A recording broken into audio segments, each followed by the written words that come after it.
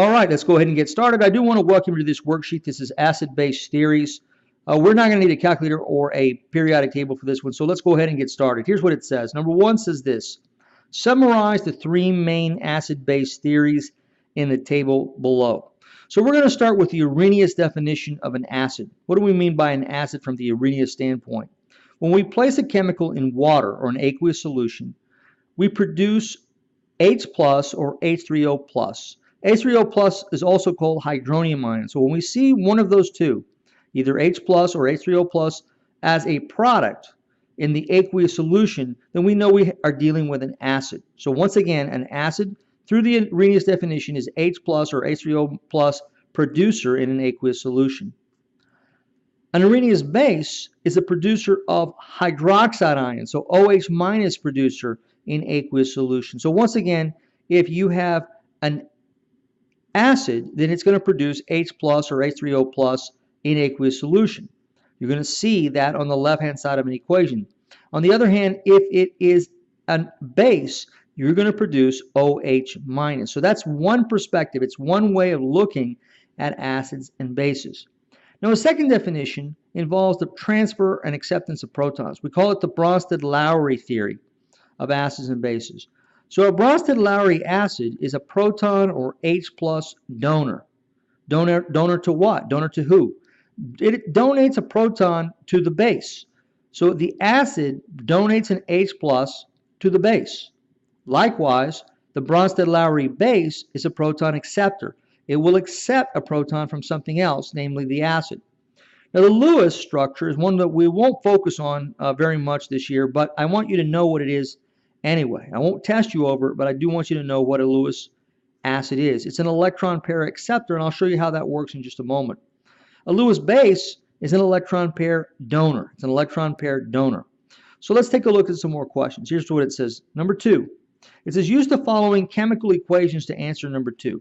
So we've got hydrochloric acid in water produces H3O plus and Cl minus. So this should serve as kind of a clue to what hydrochloric acid is. It's producing hydronium ions. That means that it's an acid, that the hydrochloric acid is an acid. Number 2 says, according to the Arrhenius, HCl would be classified as an acid and NH3 would be classified as a base. We want to explain why. Notice also that when we place the ammonia into water, it produces the ammonium ion, but more importantly, it produces the hydroxide ion. So the answer to our question, to explain why this is an acid, hydrochloric acid is an acid, and ammonia is a base, we say that hydrochloric acid produces hydronium ions, that's H3O plus ions, in water. NH3 produces hydroxide ions in water, and that's what we call the hydrochloric acid an acid and the ammonia a base. We're done with number 2. Let's look at the next one. Number 3 through 5 says label the acid and base, the conjugate acid and the conjugate base in each of the following reactions. Show the transfer of the proton by drawing an arrow.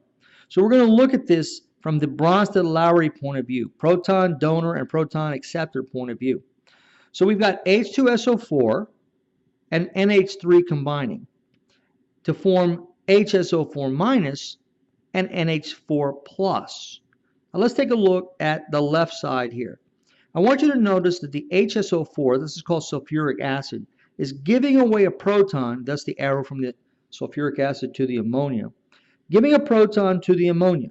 How do I know it gave the proton away? Well, when I look to the other side, HSO4 minus is the HSO4 with the H plus subtracted away. That means that the hydrogen ion must have gone to the NH3. Well, let's look on the right-hand side. On the right-hand side, the NH3 has had added to it another hydrogen. It's now NH4 plus. So let's make sure that we've got the acids and bases correctly labeled now. The H2SO4 gave away a proton. It's a proton acceptor, so it's an acid, and we'll label it with an A. It was accepted. The proton was accepted by the base of NH3, so that's the base. Now, what's the conjugate base to this acid? Well, it's this minus a hydrogen ion.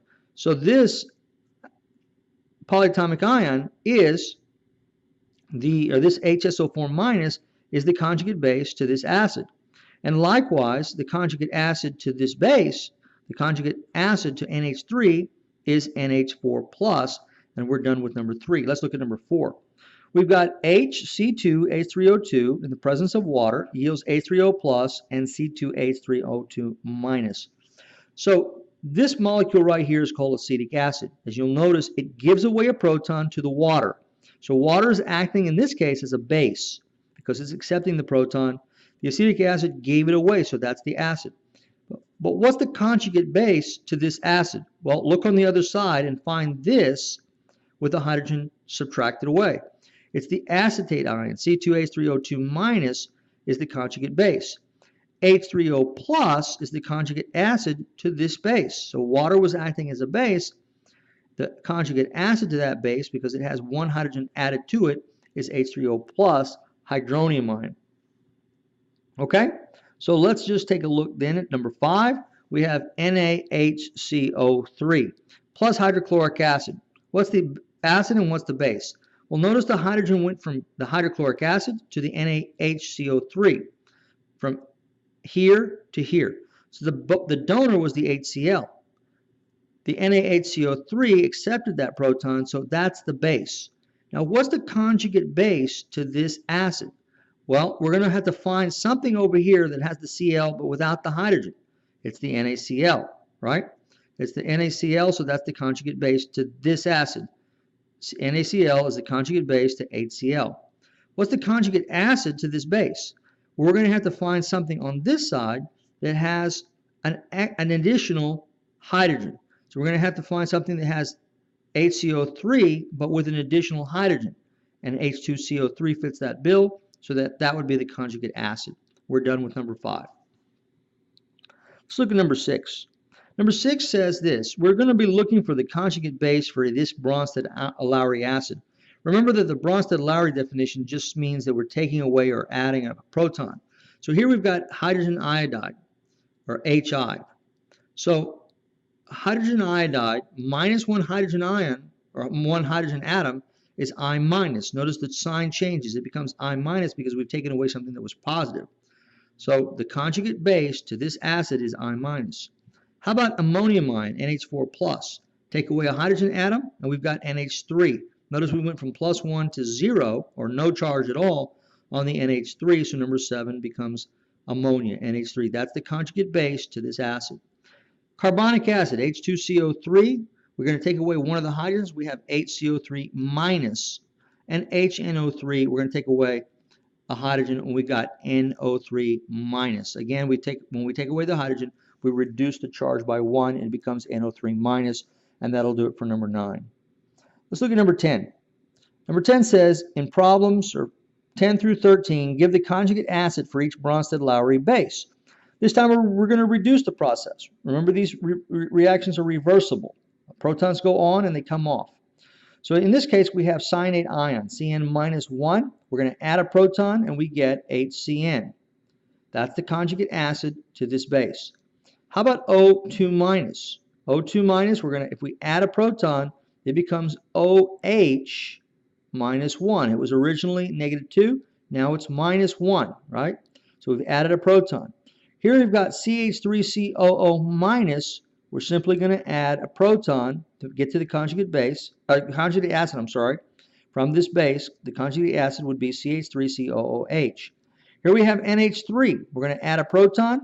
We have NH4 plus. When we add that proton, ammonium ion, the polyatomic ion of ammonium is an acid, right? It's the conjugate acid to this base. All right, let's move on.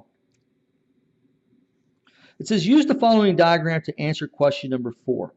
I'm not going to stress the Lewis structure, but I do want you to know a little bit about what it involves.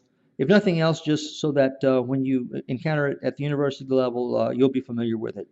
So here we go. We've got ammonia and boron trifluoride, and it forms this compound here. Notice what's happening. The electrons are being transferred from the nitrogen, it's a lone pair of electrons, to the boron. And in that process, what's happening is we're forming this compound. So number 14 says the Lewis structure in the above equation is BF3. The Lewis acid, I'm sorry, is BF3.